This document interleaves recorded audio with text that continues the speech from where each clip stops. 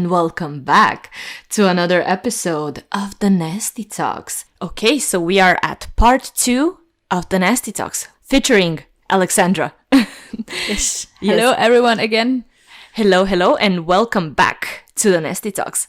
So, last time we talked about your sex life and how it is to be in Denmark, to date guys in Denmark, and what is the difference between Hungarian guys and Danish guys.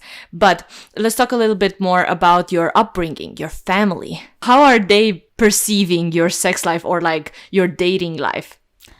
It's really interesting because the place where I'm from, Ukraine, actually it's not that far from Budapest. It's like 400 kilometers, but it's so different.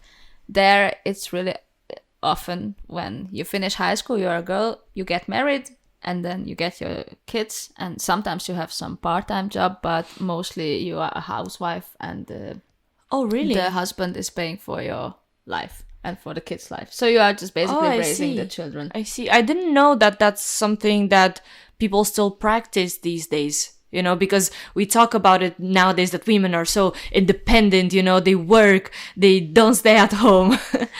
No. Sadly, it is how it is. And then there is a lots of abusive relationship too. And this is so funny because I moved from there to get rid of it. And then I moved to Denmark and I got exactly the same. Yes. I mean, I guess it's the energy that you put into it, you know, like if you came from a place that was doing that and you had that belief in your mind that that's how it was there, then you kind of attracted the same thing here. Yes. Yeah. Sadly. But anytime I go home, my family, they are, of course, curious about my love life and how is it with dudes. And I remember 2 years ago, I went home and they asked, like, how is it with your boyfriend? And I said, like, I don't have a boyfriend. I'm single.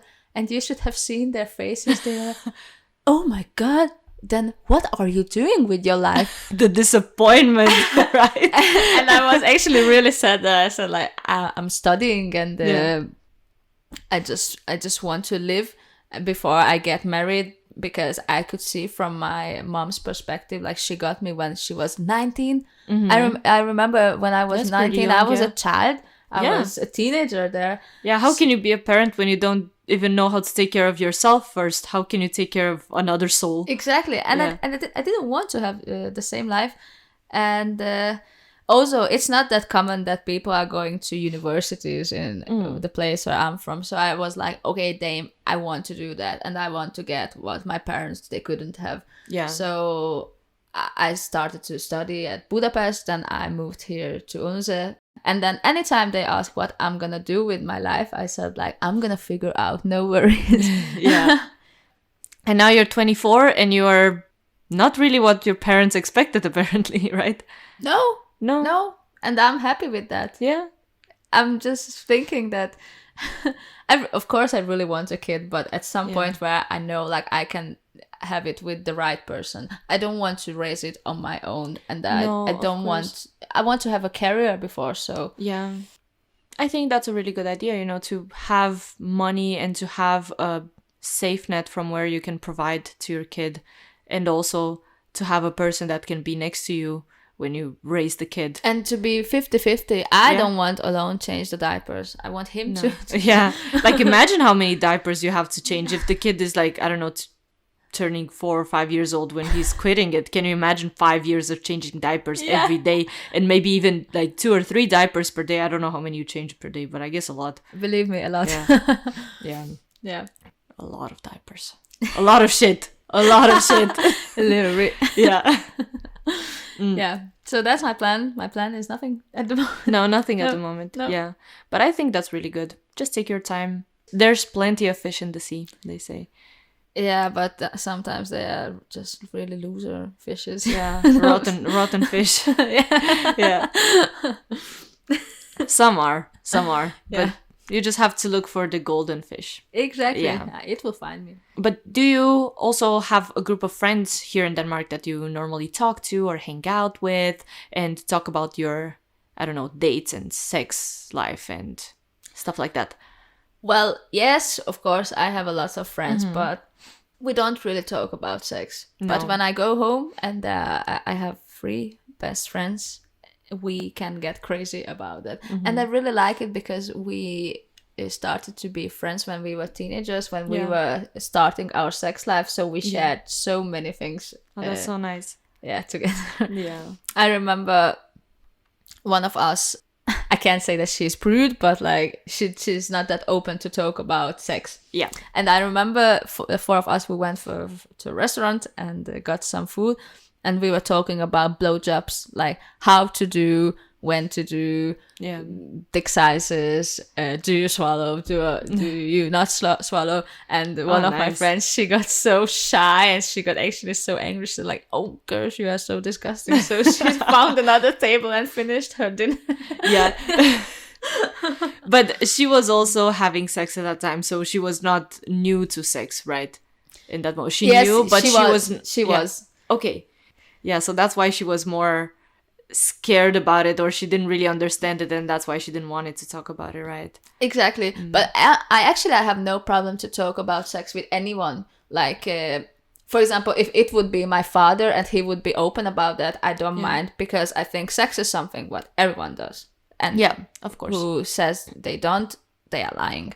Of course, there are, I don't know how many percentage of the people they are asexuals, but it's just really small percent, and everyone does sex, and if we talk about it, it's like, what do we do every day? We eat too, right? Yeah. So I'm really open to talk about that. I also like measure the emotional matureness, if someone can actually speak about it. I decided, like, anytime I got into something serious from now on, I'm gonna have a conversation before we sleep together, and I would just tell what I want and what I don't want. I think that's a really healthy way of seeing it and doing it. Yes. Because then you know what he wants and you know what you want.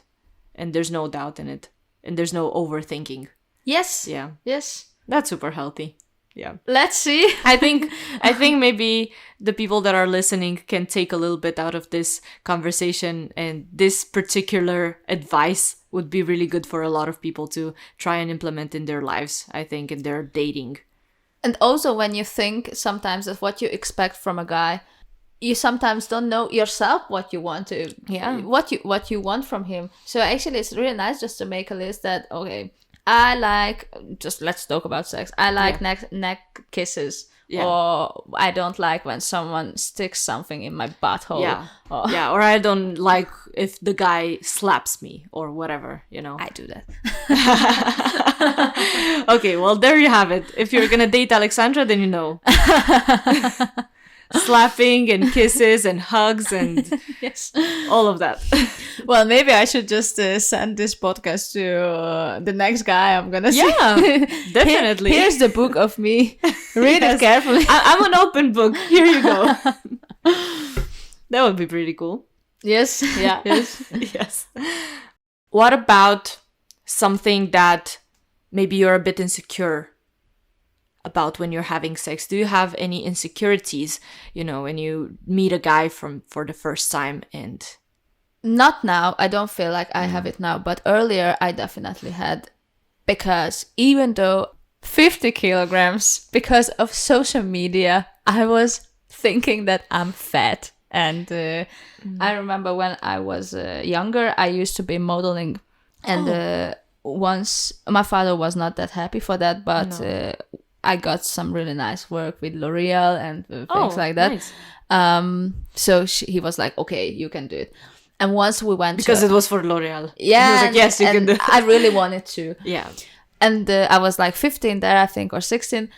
And once we went to a casting together, and they said to my dad that your daughter is fat, so if she wants to work with us, she needs to lose weight. And my father freaked out, like, she's 45 kilograms. How do you want her to lose fat? She's like skin and bone. And that we were about going home, and my father said, like, you are never gonna go modeling anymore. I don't let you. And it was the same with social media. Like, when I was younger, I was just scrolling and, you know, seeing so beautiful girls and doing it for hours. And then I went to the mirror and I looked at myself and I was like, asking myself, why don't I look like this? And this is so fucked up.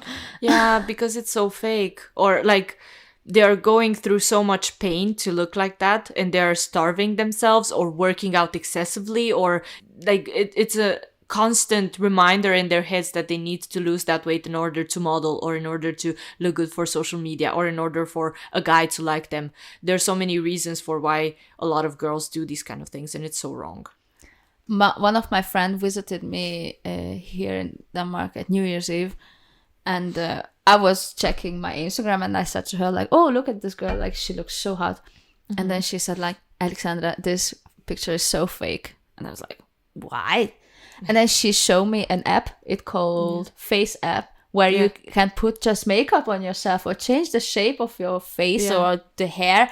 I was like so much in shock. I was like, that's why everyone is so beautiful. Yeah, a friend of mine has it as well, and it's like incredible. The other day he changed the picture from like, he took a picture that actually looked horrible on me, you know, like I looked horrible in that picture, and he made it look like I was from a magazine. I was like, what the hell?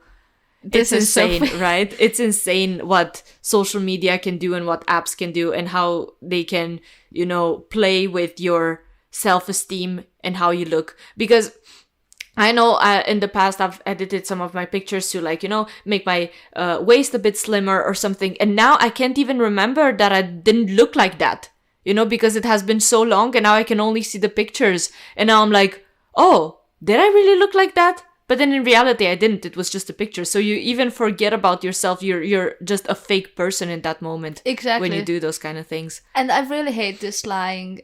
But it also made me so insecure when I was younger. Like, I know like my body is not perfect. And even though like I'm really skinny, I have some fat on my stomach. Mm-hmm. And I didn't go to the beach in bikini because I was just feeling so insecure about it. Yeah. And this was like, damn, so stupid. Like, I really had some time. And also when I got my first boyfriend, he was telling me all the time how beautiful I am, and it really helped me to believe.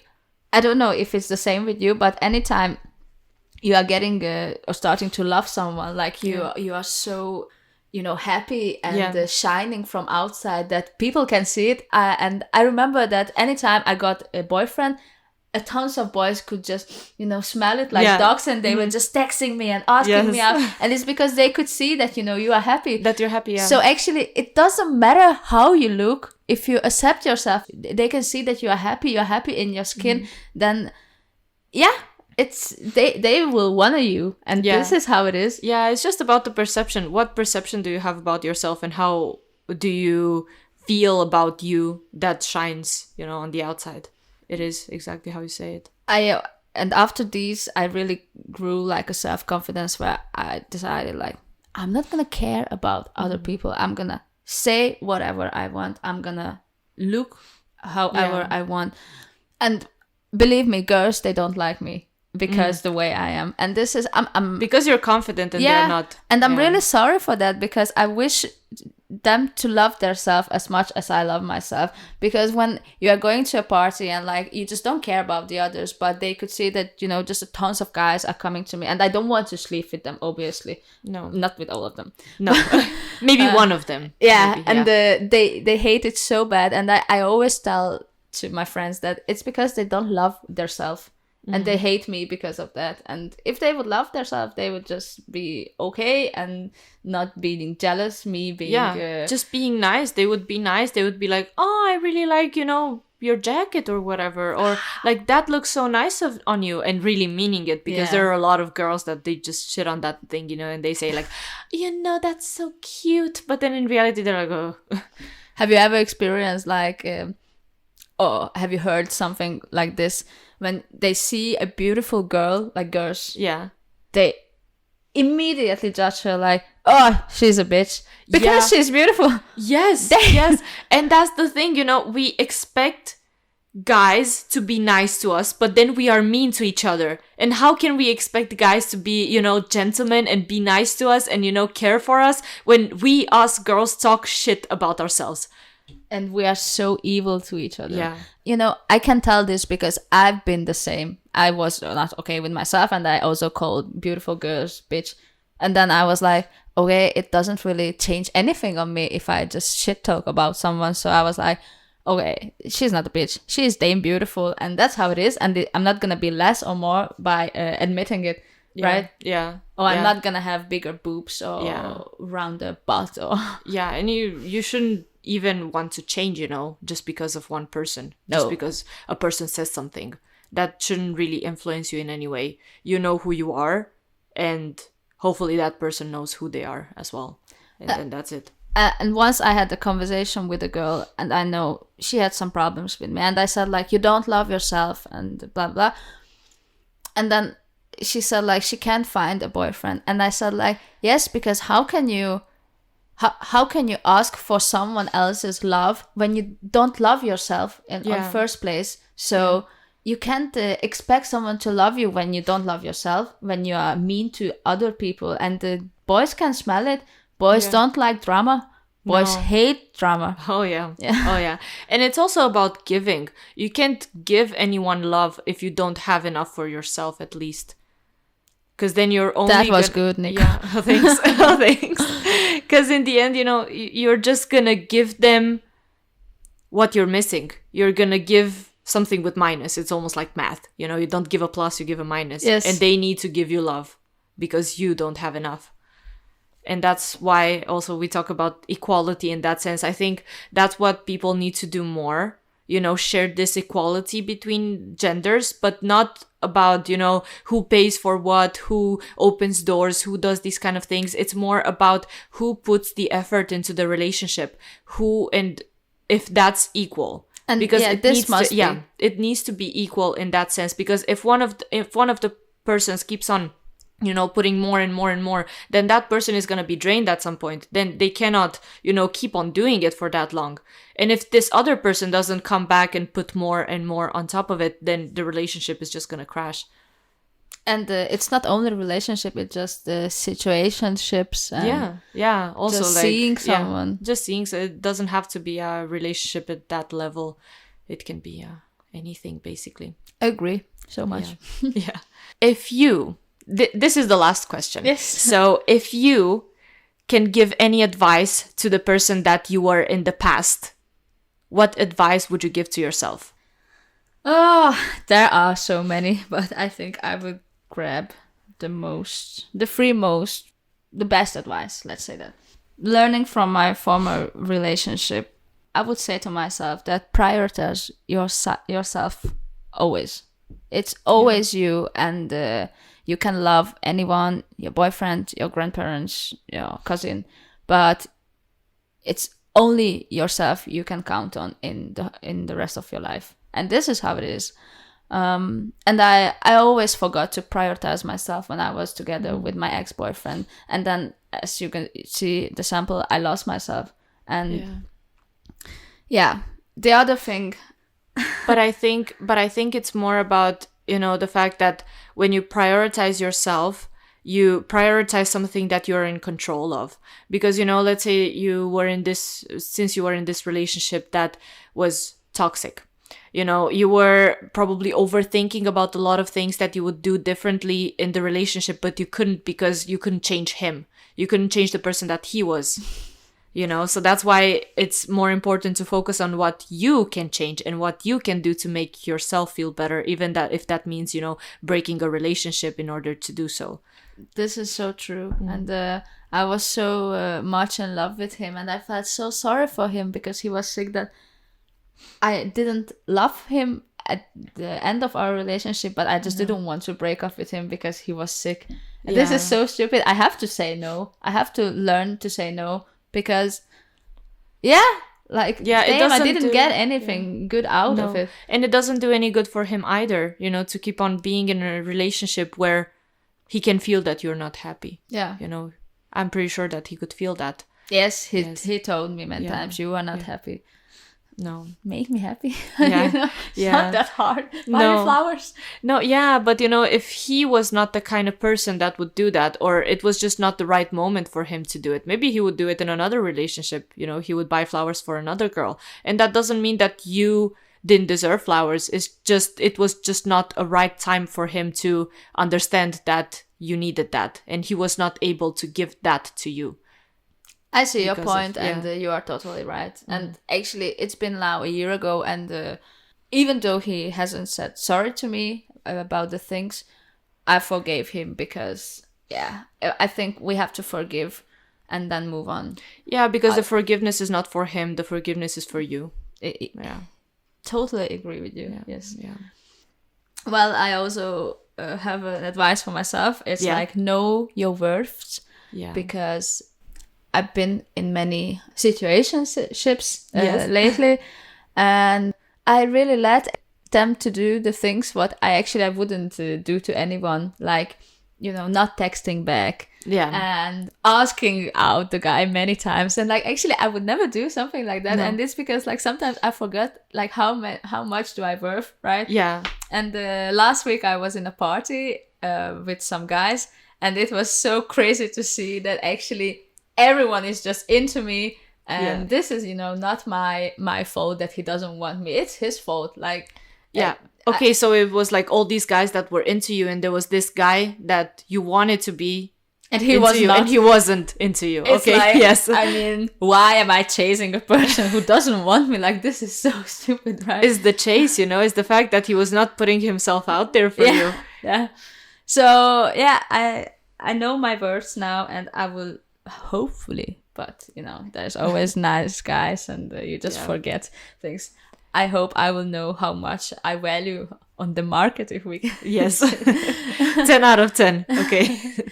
Let's see. Yes. Yeah, I don't have more advice for myself, but it's also because my sex life a bit like, you know. It's taking it slow right now, right? Yeah. So that's what you're looking for, right? In the nearest future, or like in the present. You're just looking for something serious. Yes. Yeah. It's because I'm 24. I'm just kidding. I'm so old. I need a relationship. My family would say that, but no, I'm ready now, and this is also a meaning of life. Of course, we don't have to be single all the time. It was a really nice period because I learned so much of myself and from other people, but. Yeah, I'm ready. Yeah, you're ready to spread your love to the lucky guy that you'll meet. Exactly. I am. Nice. Yes. Well, hopefully you will do that soon, and hopefully a lot of other people will take these advices that you also have for yourself and will make that step as well. Let's hope. Yes, let's hope so. Thank you very much for being on the podcast and sharing all your knowledge and experiences in life. It means a lot for me, and I think for all the people listening. So, of course, and thank you too. Yes, thank you. And thank you, nasty listeners, for being here until the end. Next week, there will be no episode because I am going in vacation in France. Hey? So, until next time, stay nasty.